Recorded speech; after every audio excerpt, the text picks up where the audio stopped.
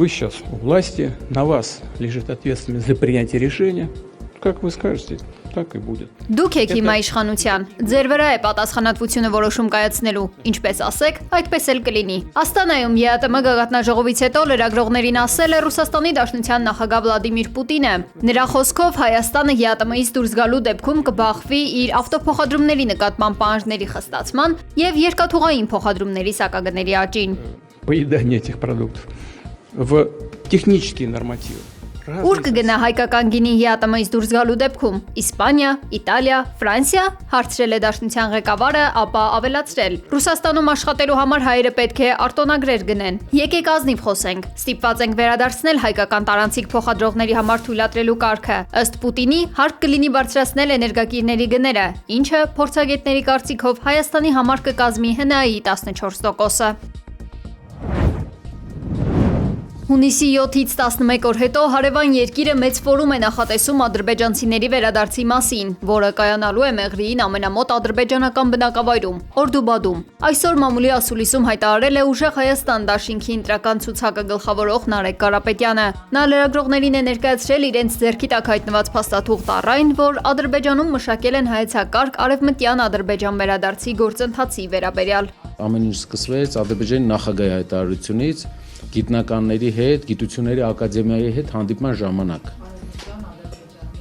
Վերադարձի հետ կապված, որ խաղաղությունից հետո մենք պետք է վերադառնանք այնտեղ։ Երկրորդը դրանից հետո սկսվեց կրոնական առաջնորդների հայտարարությունները, Փաշազադեի տեղակալի հայտարարությունը մզկիթների վերականգնման հետ կապված։ Իսկ դրանից հետո արդեն մասսայական սկսեցին միջոցառումներ, անգամ անցած տարի եղել է Բրյուսելում։ Այս ինչ ներկայացրեցի, սակայն վերջի հայտարարությունը 2-3 ամսվա են, բայց անցած տարի անգամ Բրյուսելում վերադարձի մասին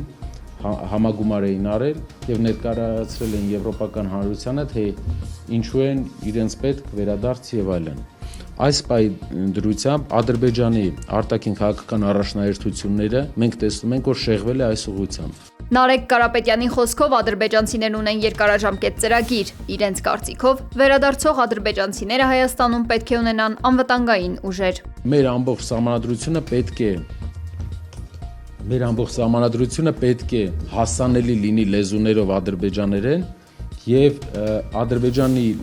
ադրբեջանային լեզվի իմացությունը պետք է լինի հասանելի իրենց համար ուսուցումներ։ Մի հատկանշական բան կա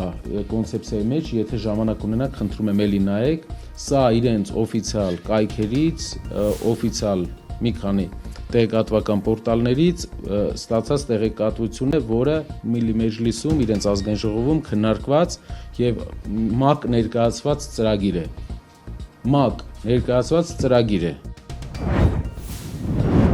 Արցախի ներկայացուցչության շենքի վրա աչք ունի Բաքվում գործող Երևանի ադրբեջանական թատրոնը։ Ասուլիսի ընթացքում հայտարարել է Նարեկ Կարապետյանը։ Նրա խոսքով այսպես կոչված Երևանի ադրբեջանական թատրոնը վերջերս վերակառուցվել է եւ մասնաշենքերից մեկի բացումն ընդամենը 4 ամիս առաջ է եղել։ Ֆինանսավորում է Ադրբեջանի մշակույթի նախարարությունը։ Նախարարն էլ անձամբ բացմանը ներկա է եղել, հայտնել է Կարապետյանը։ Օրեր առաջ վարչական դատարանը բավարարել էր գլխավոր դատախազության հայցը եւ անվավեր ճանաչել Արցախի ներկայացուցչության շենքի նկատմամբ Արցախի հանրապետության սեփականության իրավունքի պետական գրանցումը, շենքը ճանաչելով որպես Հայաստանի սեփականություն։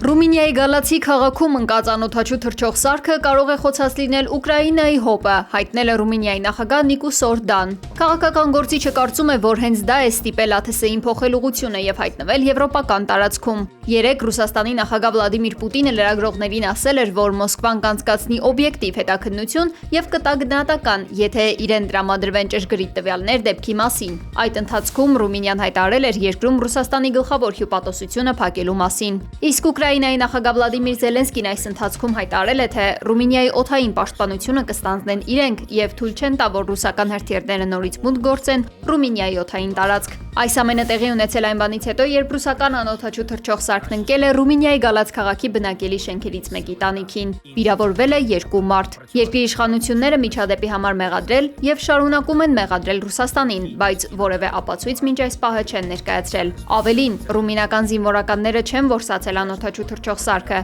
չնայած հետևել են ռադարային համակարգերի միջոցով։ ԱՄՆ նախագահ Դոնալդ Թրամփը հետաձգել է Իրանի հետ համաձայնագրի վերաբերյալ որոշումը, գրել է The New York Times-ը։ Թերթի աղբյուրի տվյալներով Թրամփը Սպիտակ տանը 2 ժամ տևած խորհրդակցություն է անցկացրել Իրանի հետ հրադադարի հնարավոր երկարաձգման հարցով, սակայն վերջնական որոշում այդպես էլ չի կայացրել։ Ըստ պարբերականի ԱՄՆ վարչակազմը կարծում է, թե մոտ է համաձայնության հասնելուն, սակայն դեռևս կան վիճահարույց հարցեր, այդ թվում Իրանի սառեցված միջոցների ապասառեցման թեման։ Իսկ իրանական Ֆարս գործակալության տվյալներով Իրանը բանակցությունները շարունակելու համար ԱՄՆ-ից պահանջում է $12 միլիարդ։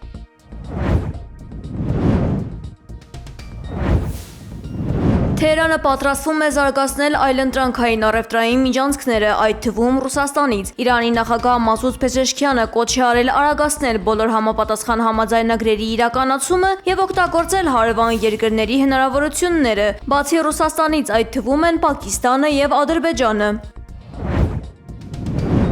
Լոս Անջելեսի Նորթ Հիլզ թաղամասում ապրող հայ ընտանիքում ողբերգական դեպք է տեղի ունեցել։ Տանը հնչած կրակոցների մասին ահազանգից հետո իրավապահները դեպքի վայրում հայտնաբերել են տղամարդու, կնոջ եւ 2 երեխայի մարմին։ 30-ամյա մայրը կրակել եւ սպանել է իր 2 երեխային, ապա նրանց հորը, ինչից հետո վերջ է տվել նաեւ իր կյանքին։ Սպանված երեխաներից մեծը 2 տարեկան տղա է, իսկ փոքրը 6 օրական նորածին աղջիկ։ Դեռևս պարզ չեն դեպքի մանրամասները։ Հարևաններից մեկը նշել է, որ երբեք չի տեսել ընտանիքին վիճելիս եւ որևէ նախազգուշացնող նշան կամ խնդիր չի նկատել։